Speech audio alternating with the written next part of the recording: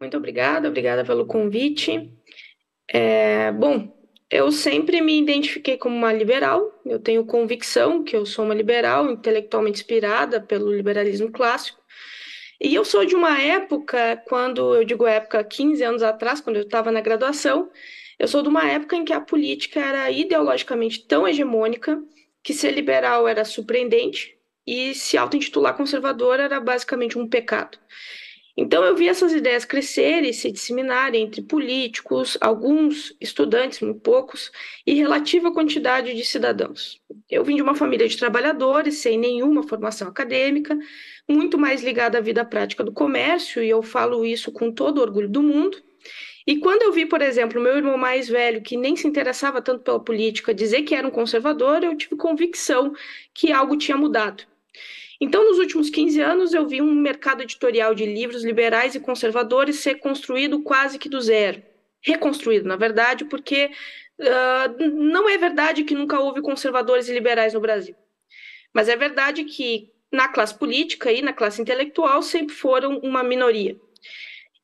Contudo, apesar do crescimento, eu vejo que estamos apenas no começo desse caminho, cheio de dificuldades e dificuldades que extrapolam a política cotidiana. E nesse sentido, eu quero parabenizar vocês pela organização de uma frente parlamentar dessa natureza, com uma menção não exclusiva, mas especial ao deputado Tiago Manzoni, pela clareza e convicção de suas palavras, tão claro que inclusive acertou meu nome. Entretanto, eu quero também alertá-los dos desafios que hoje todos nós enfrentamos. Primeiro, saibam que o papel social de vocês vai muito além dos interesses particulares. Vocês precisam se unir, evitar o recorrente narcisismo das pequenas diferenças, construir uma base eleitoral ampla, tão ampla que seja capaz de chegar até os jovens. Uma democracia efetiva e saudável depende da competição entre diferentes agendas. Não há democracia, portanto, sem pluralidade.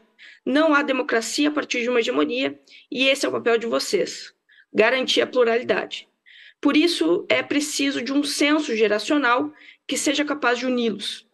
Segundo, também considero necessário que os partidos dispostos a assumirem um programa liberal e conservador, que esses partidos se fortaleçam.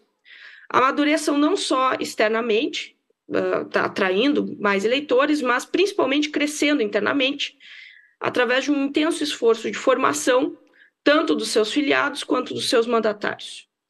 Terceiro, é necessário superar a suposta dicotomia entre ideias e ação. Dicotomia essa que eu não acredito. A política nunca pode esquecer da realpolitik, nunca pode esquecer dos fins e dos objetivos, mas também a realpolitik precisa ser enfrentada com convicção e responsabilidade que tem origem nas ideias.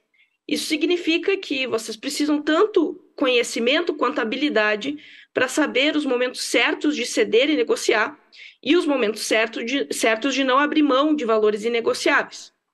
Eu não sugiro a nenhum político inflexibilidade, mas eu também não sugiro a um mandatário esquecer o horizonte dos seus valores individuais e coletivos. A política do dia a dia garante a sobrevivência de vocês, e essa sobrevivência é necessária. Mas será a clareza dos seus valores que darão sentido a essa luta diária, que é uma luta que vai durar por muito tempo. Por fim, é preciso agir prioritariamente na formação política e intelectual. Esse é o ponto talvez mais importante. Liberais e conservadores não estão prontos, não para que todos nós precisamos, na verdade, nos colocar na posição de entusiasmados alunos, não porque os livros nos distanciem da realidade, mas para que os bons livros nos qualifiquem e nos fortaleçam. Vocês são, pelo menos por enquanto, uma minoria política. E é por isso que não existe espaço para errar.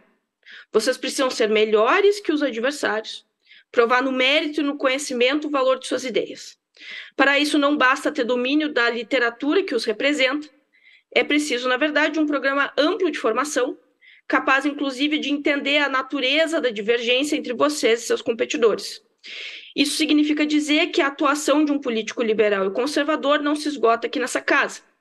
Isso também significa dizer que essa atuação não pode mais se preocupar meramente com a educação de seus filhos, Nós precisamos, na verdade, se preocupar com a educação de uma nação. Infelizmente, aqui fazendo toda a autocrítica, nós somos muito mais autocríticos que provavelmente o adversário, mas o anti-intelectualismo de uma velha direita nos levou a esse momento, onde a identidade de um liberal e de um conservador foi construída em cima da areia, que tenta resistir à tormenta da disputa política, mas sabemos que não tem solidez para se sustentar por muito tempo.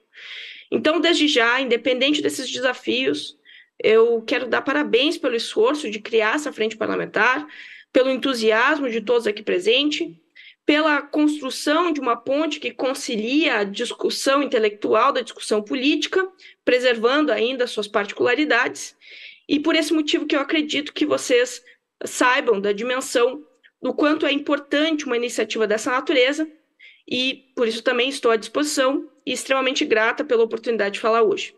Quis ser sucinta, ser rápida, bom, agradeço imensamente, estou aqui a serviço de vocês. Muito obrigada.